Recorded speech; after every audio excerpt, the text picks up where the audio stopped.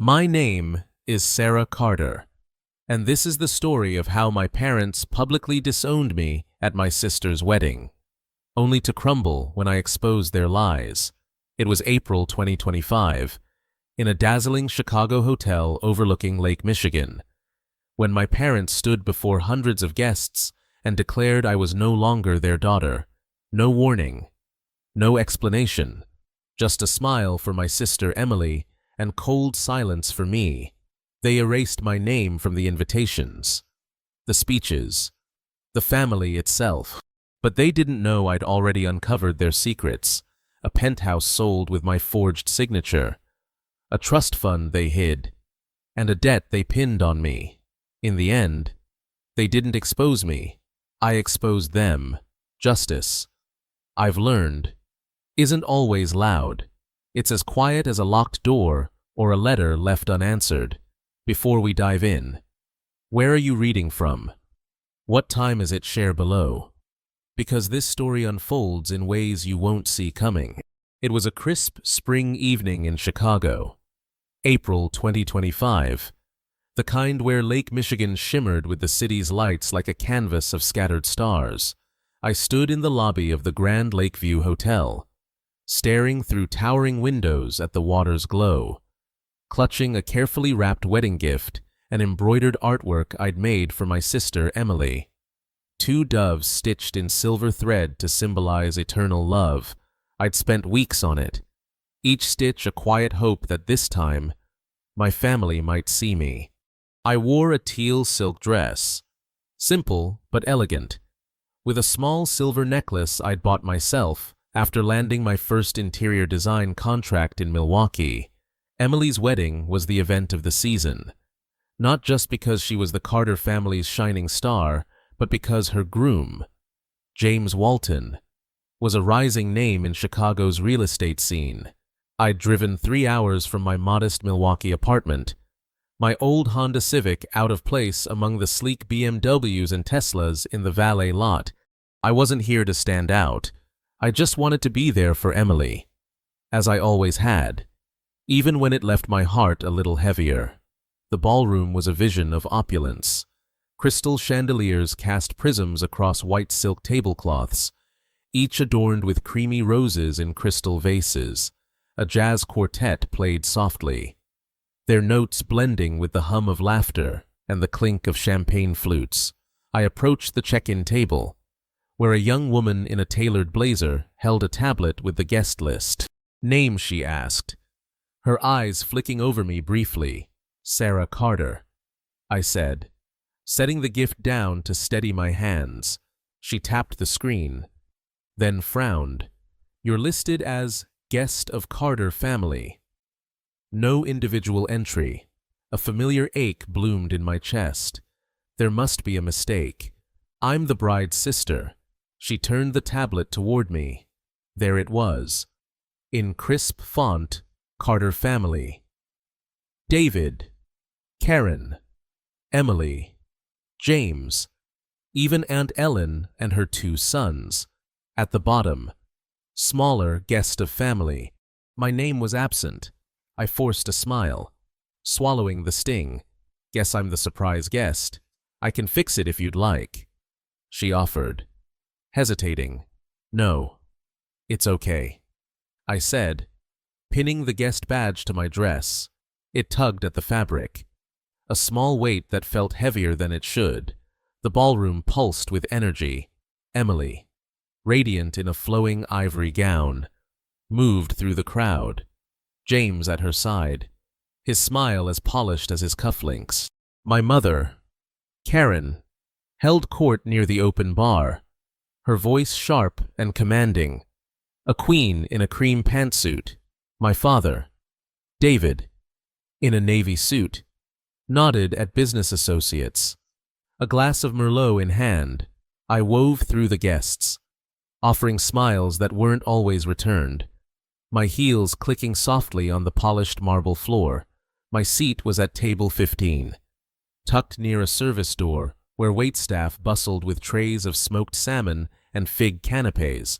The place setting was slightly off, fork misaligned, napkin folded into a rose but lopsided. As if someone had rushed it, I adjusted the napkin absently, fingers lingering on the soft linen, smoothing its creases. From here, the head table was a distant glow, but I could hear Emily's laughter, the clink of toasts, the pop of another champagne cork, the Carter family's pride. A guest called. Raising a glass, Karen beamed, her voice carrying, "Our Emily is the future. She's building a legacy." David caught my eye once, his gaze cold and fleeting, like he was confirming my presence without acknowledging it. I sipped my water, the glass cool against my palm, trying to shake the feeling that I was a shadow in their carefully curated story. The rose napkin sat before me, its uneven folds a quiet mirror of my place here present, but not quite right. The lights dimmed, and a spotlight hit the stage. The MC, a man with a rich, resonant voice, took the microphone. And now, a special moment. Please welcome David Carter for a few words. My stomach tightened. David stepped up, adjusted his tie, and smiled like he was sealing a multi-million-dollar deal. Tonight, he began, we celebrate the greatest joy of our family, Emily, our brilliant daughter, and James, her partner in shaping a future. The crowd applauded. Cameras flashed. Emily bowed her head, demure, but David's voice dropped, deliberate. Tonight also marks a new chapter for our family. To protect our values and vision, we must part ways with those who don't align. That includes our youngest daughter. Sarah. Silence. No gasps. Just awkward coughs and the rustle of fabric. I sat still, hands on my knees, every nerve humming, my ears buzzed. I stared at the stage's edge, avoiding the eyes turning my way. Emily said nothing, her gaze fixed on her plate. A whisper behind me. Did he just say that? Another voice. Hush, did. Who does that at a wedding? I swallowed hard, turning my face slightly to shield myself from the stares, willing my jaw not to tremble. David continued, speaking of a clean future and pruning what doesn't grow. The words blurred into static. Finally, I stood, walking out of the ballroom, not rushed, not shaken, just deliberate. My steps measured, like I'd rehearsed this exit before. At the reception in an adjacent hall, I searched for my seat. The Carter family table had no place card for me.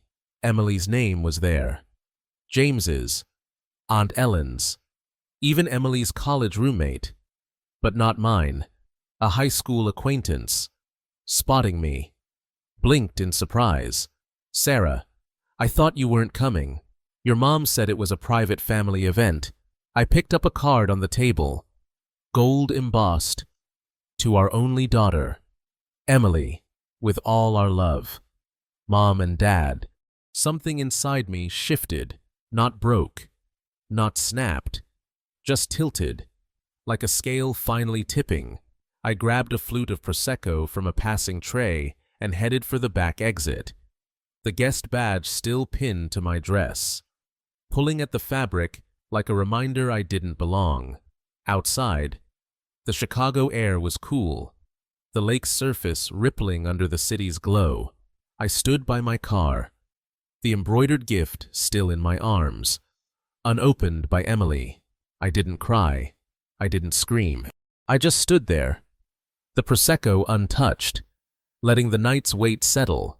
This wasn't the first time they'd pushed me out, but it was the first time they'd done it with an audience, and something about that clarity, their choice laid bare, made me feel not smaller, but sharper, like a blade finally honed.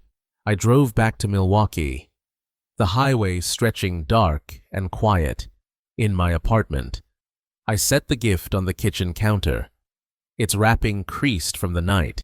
I peeled off my dress, the badge falling to the floor, and stood in the silence of my small space. The The rose napkin, somehow tucked into my purse, sat beside the gift. Its folds soft but uneven. I smoothed it once, then left it there, a relic of a night I wouldn't forget. The next morning, I woke to a faint ache in my chest, the kind that lingers after a bruise. My phone buzzed with notifications, texts from friends who'd seen a viral clip of David's speech. My exit framed as drama on social media. I ignored them. Instead, I reached for the gift.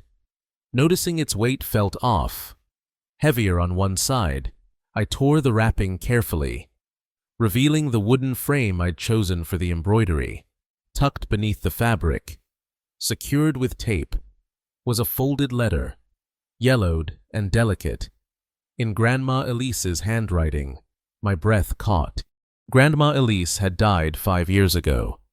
Her estate supposedly settled. I unfolded the letter, hands trembling. Dear Sarah. It read, "If you're reading this, you found the truth they tried to bury. My estate, including the penthouse at 875 Lakefront Tower, was meant for you, not Emily. The will they filed is a fraud. Check the safe deposit box at First Midwest Bank. Key number 472. You're stronger than they know. Love. Elise." A notarized copy of her 2018 will was attached, naming me the primary beneficiary of her estate, including the penthouse I'd thought was sold to fund Emily's ventures. A note in Karen's cursive was clipped to it. "File the new version. She'll never check." My pulse roared. This wasn't just a speech, it was a calculated theft. And I was done being their ghost. Chats. The morning after I found Grandma Elise's letter, I sat in my Milwaukee apartment. The silence heavy despite the faint hum of traffic outside. The embroidered wedding gift, 2 doves stitched in silver thread, rested on the kitchen counter, its torn wrapping exposing the wooden frame where I'd found the letter. Grandma Elise's words burned in my mind. The penthouse was meant for you. The will they filed is a fraud. The rose napkin from the wedding, its creases soft but uneven, sat beside it. A quiet reminder of the night my parents declared me an outsider. My phone buzzed with notifications, texts from friends about the viral clip of David's speech. My exit now a meme with captions like "Family Drama 101. I swiped them away. My hands steady, but my chest tight. I reread the letter, tracing Elise's delicate handwriting. The notarized will named me the heir to her estate, including the penthouse at 875 Lakefront Tower, a sleek high-rise overlooking Lake Michigan. I'd thought it was sold years ago to fund Emily's real estate ventures. Karen had said so. Her voice casual, like it was a family decision. But Karen's note, clipped to the will file the new version, "She'll never check," told a different story. This wasn't neglect. It was theft. Deliberate and cold. I grabbed my purse, a reflex to anchor myself. Wallet. Keys. Lip balm, but no penthouse key. I kept a spare in a zipped pocket, a habit from when I'd visit Elise there as a teen, sketching cityscapes from her balcony. My mind flashed to a family dinner 2 months ago at Karen and David's Chicago townhouse. David had accidentally taken my purse to the coat room, chuckling about his old man brain. I hadn't checked the pocket then. I hadn't thought I needed to. My phone buzzed, jarring me. An unknown number. I answered, voice low. "Hello. Carter. This is Rachel from Lakefront Realty, confirming your 2 p.m. walkthrough for the penthouse listing today. We'll meet in the lobby unless you prefer the lockbox." My stomach dropped. I didn't list my penthouse. A pause. Papers shuffling. "It's under your name. Co-signed by David Carter. The title matches 875 Lakefront Tower. Unit 42. Sale price is $1. $8 million. I never authorized this. I said, sharper than intended, cancel it, now. Would you like the listing removed entirely? Rachel asked, her tone cautious. Yes.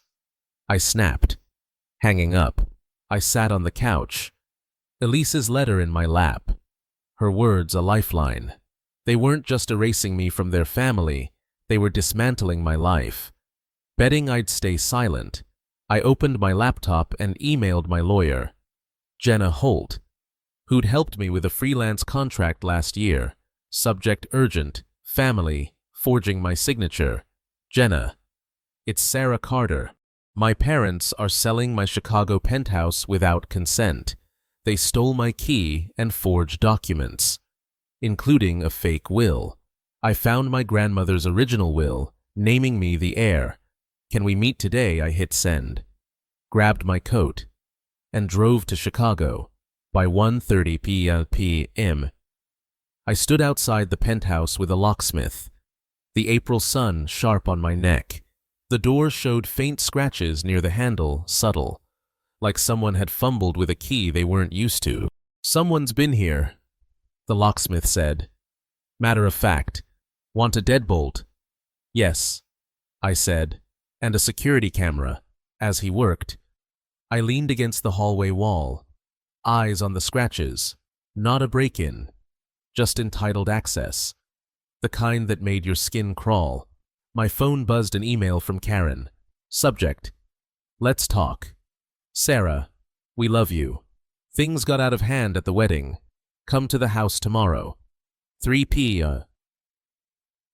Just family. No guests. Let's fix this. Mom. I stared at the words, a flicker of hope clashing with cold clarity. I wanted to believe her, to think we could salvage something. But the letter, the missing key, the realtor's call. They weren't mistakes. They were a plan. I didn't reply. That night, I barely slept. The new locks and camera offered some comfort, but the violation lingered, a shadow in every corner. I reheated coffee, the mug warm in my hands, and sat with the embroidered gift. I didn't open the letter again. Its words were etched in my mind. At 8 a.m., my phone buzzed with a text from an unfamiliar number. Check your mailbox. You need to see this. Tom, Uncle Tom, my mother's estranged brother, hadn't spoken to me in years. Not since he'd left the Carter family business after a falling out with David over shady deals. I frowned, grabbed my keys, and headed to the apartment mailbox. Tucked among bills was a padded envelope. No return address. Inside was a USB drive and a note in Tom's scrawled handwriting. Found this in old business files. It's about you, back in my apartment. I plugged the USB into my laptop, hands unsteady.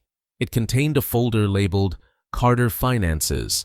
Inside were scanned documents, bank statements, loan agreements, and a ledger from 2015.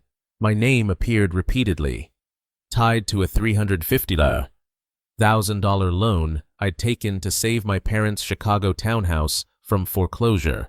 I'd paid it off over years, sacrificing freelance gigs and savings, while Karen promised it was temporary. The ledger showed something else. David had used the townhouse as collateral for a secret business loan, defaulted, and never told me.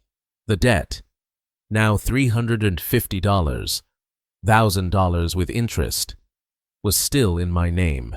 I leaned back, the air too thick to breathe. I'd saved their home, and they'd turned it into a trap. My phone buzzed again, another text from Tom.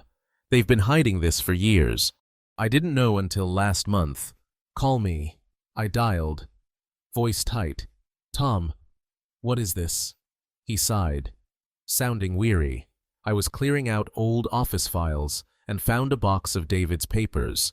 He'd asked me to store them, said it was confidential. I didn't look until I saw that wedding video online. They're using you. Sarah, that loan. The townhouse. It's all on you. And they're acting like it's theirs. Why now, I asked. Why tell me now I saw what they did at the wedding? He said, I didn't think they'd go that far. I should have spoken up sooner. I closed my eyes. His words sinking in. Thank you. Tom, there's more. He said, check the last file. I opened it, a scanned email from David to his lawyer. Dated 3 years ago. Ensure Sarah's name is removed from all family trusts. She's too independent. A risk to Emily's image. The word risk hit like a punch. Sharper than the disownment. I hung up. Hands steady now. And drove to Chicago. By 3:15 p.m. I pulled into my parents' driveway. The townhouse was pristine manicured lawn. Sleek solar lights. A porch swing untouched for years. Karen opened the door before I knocked. Arms outstretched. Her hug too stiff. Sarah. Sweetheart. Thank you for coming. The living room was staged like a showroom. Fresh roses on the coffee table. My favorite oatmeal cookies on a porcelain plate. Framed photos I hadn't seen in years. Me and Emily at a lake. Me with a high school art award. Smiling with a paintbrush. Emily sat on the couch. Her wedding ring glinting. Hands clasped tightly. James wasn't there. David emerged from the study, carrying a leather folder. His smile too smooth. We've been thinking, David said, setting the folder down, about keeping things fair. We don't want more drama. So we drafted something. I didn't touch it. What is it? Just a way to clarify family assets. Karen said, voice soft but calculated, so no one gets hurt again. I opened the folder slowly. Inside was a property transfer agreement for my penthouse. The language cold asset clarification.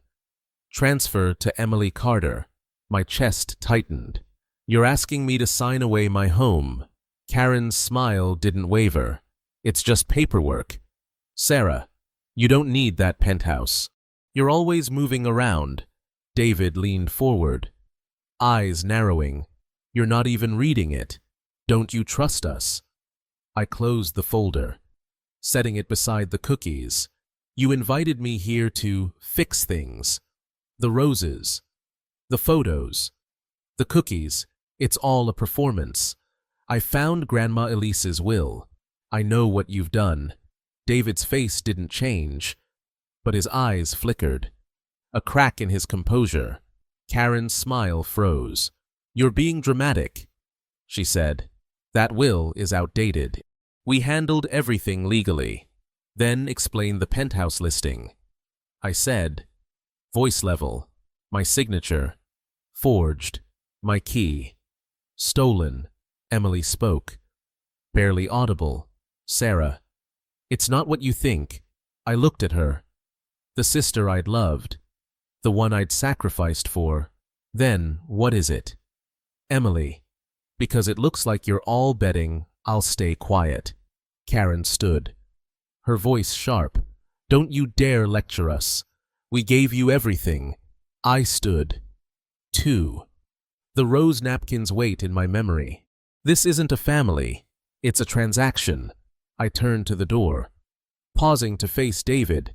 I'm not signing anything, and I'm not done. No one followed me out. In my car, I called Jenna.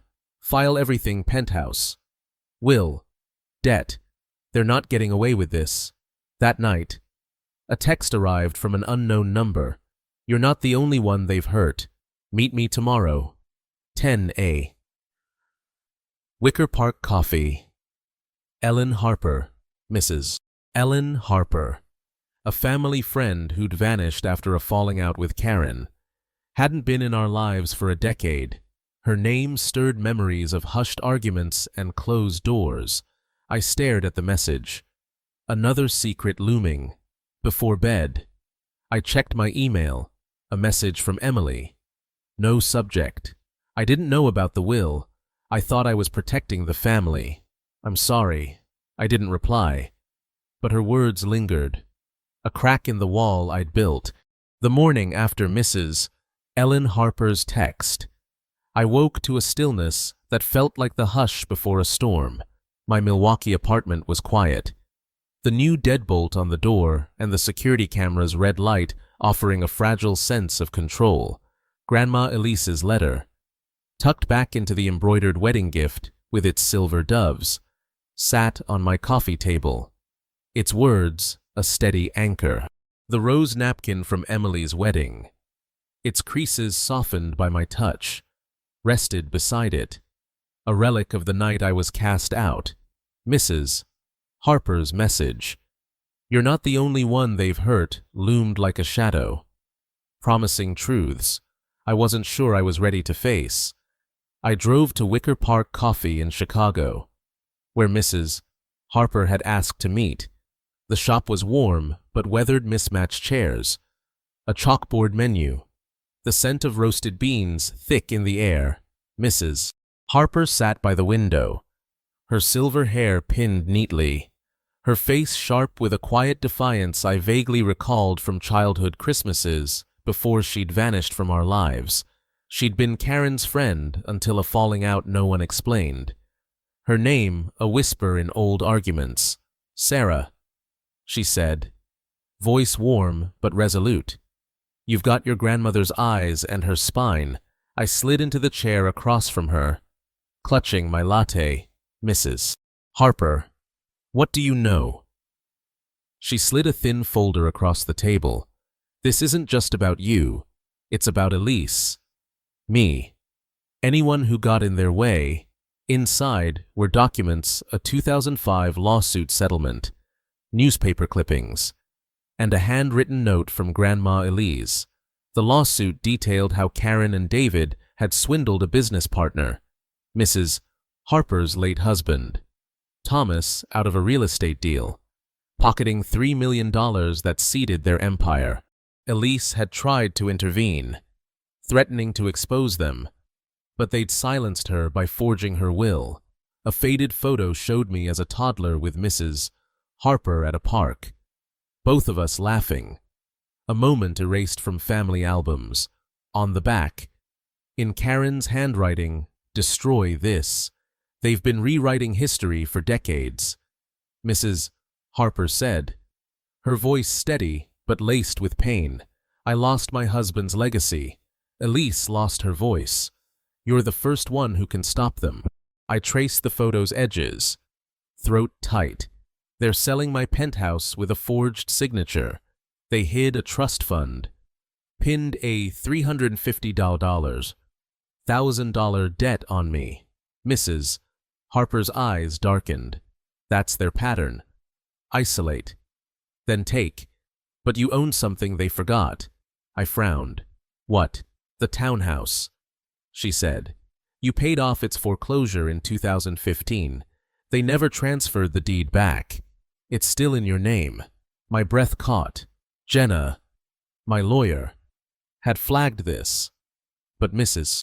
Harper's confirmation made it real. I'd saved their home, and they'd used it to bury me. "What else?" I asked, sensing more. "There's a trust fund Elise set up for you," she said, "hidden in a private account at First Midwest Bank. Karen buried it, thinking you'd never look. I have the account details. It's yours. Sarah, $200. Enough to start over." I stared at her, the coffee shop's hum fading. A trust fund, a townhouse, a stolen legacy. This wasn't just betrayal, it was a dynasty built on theft. Why didn't you tell me sooner? Mrs. Harper looked down, fingers tightening around her cup. I was scared. After they destroyed my family, I walked away. But that wedding video, I couldn't stay silent anymore. "You're not alone." I left the coffee shop with the folder and a fire in my chest. Back in my apartment, I called Jenna. "File the eviction notice for the townhouse. Verify the trust fund." Mrs. Harper's sending details. Jenna's voice was calm but firm. "This is big."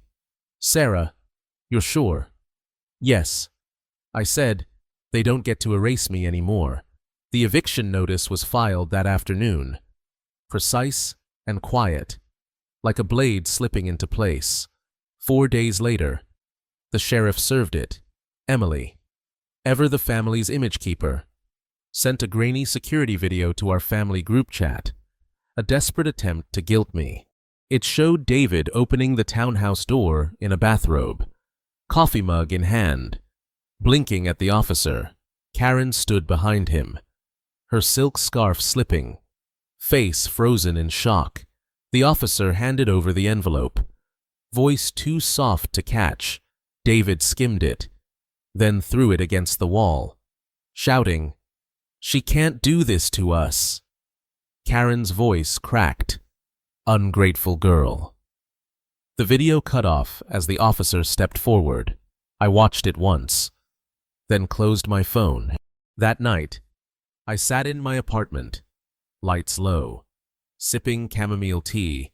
Chicago's skyline glowed outside neon streaks. A distant horn, the pulse of a city alive. Inside, I felt still, not broken, but resolute. I didn't cry or pace. I just breathed, letting the quiet hold me. Then my phone buzzed. A text from James, Emily's husband. "They've done worse than you know. Check your email." Attached was a PDF, a contract between David and a private lender, dated last year. It pledged my penthouse as collateral for a $600,000 loan to fund Emily's real estate firm, signed with a forged version of my signature. James's message followed. "I found this yesterday. I didn't know. I'm sorry." I forwarded it to Jenna. Hands steady. The betrayal wasn't new, but its scale was staggering. They hadn't just stolen my home, they'd gambled it for Emily's empire. I opened my laptop and saw Karen's response, a public Instagram post splicing my wedding exit with images of Emily's radiant smile. My voice, shaky, saying, "I'm leaving," played over footage of me grabbing the Prosecco. The caption read, "We raised her with love. She chose chaos." Hashtags, "Family first," had heartbreak. Comments flooded in, "Ungrateful kid. What's wrong with her? Some people don't deserve family." I didn't engage. Instead, I uploaded a folder to a public drive, the forged contract, Grandma Elise's will, bank statements showing my townhouse payments, emails begging for one-time loans, Uncle Tom's ledger, and Mrs. Harper's lawsuit documents. No captions, just a folder named Truth. If you care. Then I closed my laptop. I didn't need to watch it spread. This wasn't revenge. It was release. The next morning, I drove to the townhouse. The sale was finalized. Funds wired to my account. A moving truck idled in the driveway. Workers hauling boxes from the garage.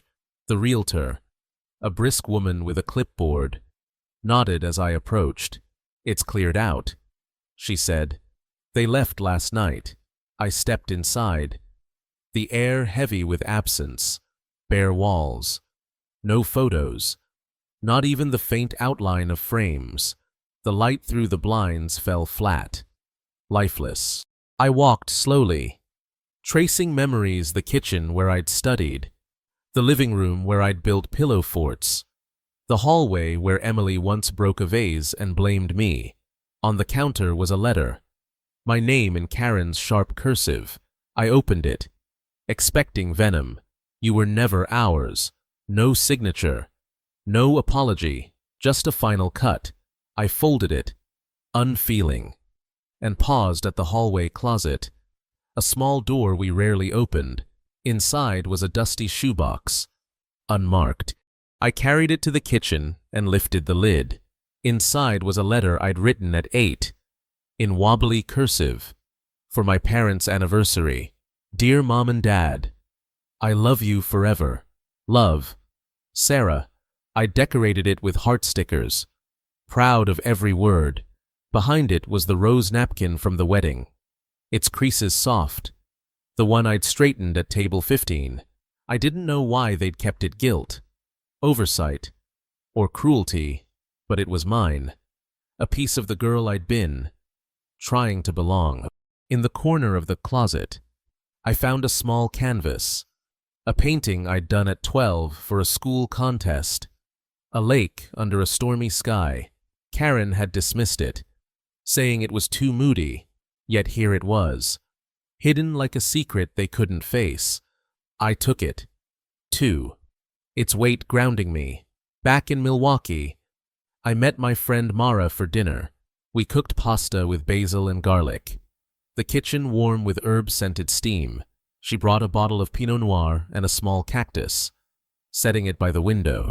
"Your place needs life," she said, grinning. We ate slowly, talking about design projects, a new bookstore, anything but the wedding. The rose napkin sat on the counter. An anchor I didn't explain. My phone buzzed mid-meal. An email from Mrs. Harper with the trust fund, details $200,000. Untouched. Waiting for me. A second email followed. From Emily. Subject: "I'm sorry, Sarah. I didn't see the full picture. The will. The loan. The lies. I thought I was protecting us.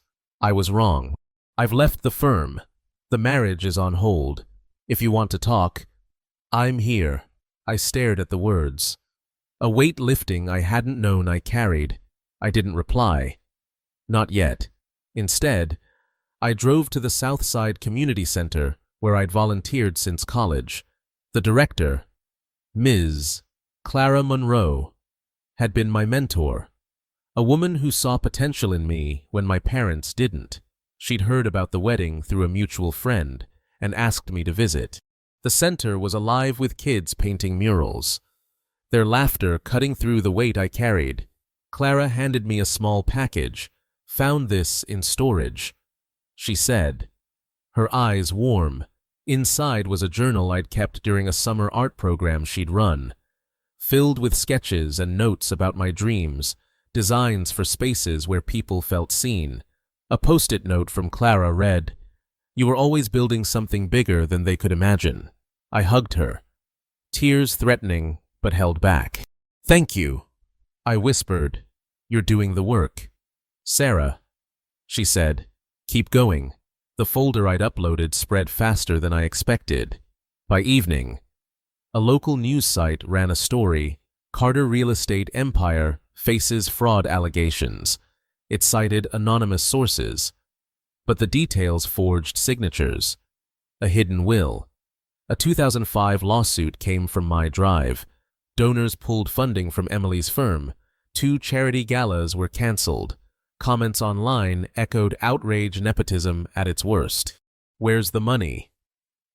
This is what happens when you erase people. I stayed silent, letting the truth speak. A week later, I returned to the townhouse one last time, now empty. The sale funds in my account. I stood in the living room, the space hollow, and felt no pull to stay. I'd saved this house once, but it wasn't home. It was a ledger of their greed. 6 months later, I stood in a sunlit room at a renovated Chicago community center, once a shuttered library. I'd used part of the trust fund to transform it into an art and mentorship space for foster teens, kids who, like me, knew what it felt like to be invisible. The opening wasn't grand, no red carpets, just folding chairs, lemonade, and teens sharing their drawings. The plaque by the door read, "In memory of Elise Carter, for those erased, and those who refused to stay erased." I didn't return to the family business. The penthouse was mine again, its title restored. I turned it into a residency for young artists. The first tenants moving in last month, Karen and David, stayed silent, buried in audits and lawsuits. A news article mentioned their firm's indefinite pause. Emily sent a second email. Brief. "I'm starting over. Thank you for showing me how." I didn't reply. but I smiled, keeping her words like a door I might open later. A teen at the center handed me a paper badge, hand-drawn with stars. "For you," she said, "because you stayed." I pinned it to my jacket, over the spot where the guest badge once hung. This one fit better. Earned through presence, not performance. That night, I sat with the rose napkin, smoothing its creases, and the childhood letter. Its heart stickers faded, but intact. I thought of the girl who'd written it, desperate for love, and the woman I'd become, whole without their approval. A final gift arrived the next day, a package from my old art teacher, Ms. Rivera, who'd seen my public folder online. "I kept this for you," she wrote. Inside was a sketch I'd drawn at 16, a cityscape that won a local contest. My signature bold in the corner. A note read, "You were always enough, Sarah." I framed it beside the cactus, the rose napkin beneath it, the childhood letter and stormy sky painting nearby. Justice wasn't their downfall, but my rising. A quiet power no lie could erase. Forgiveness isn't pretending it didn't hurt. It's letting go of the hope they'll change. My wounds stopped bleeding when I stopped chasing their love. The silence around me wasn't empty anymore. It was mine. And it was enough. What's your story? Have you ever walked away to find your truth? Share below for more tales of resilience. Subscribe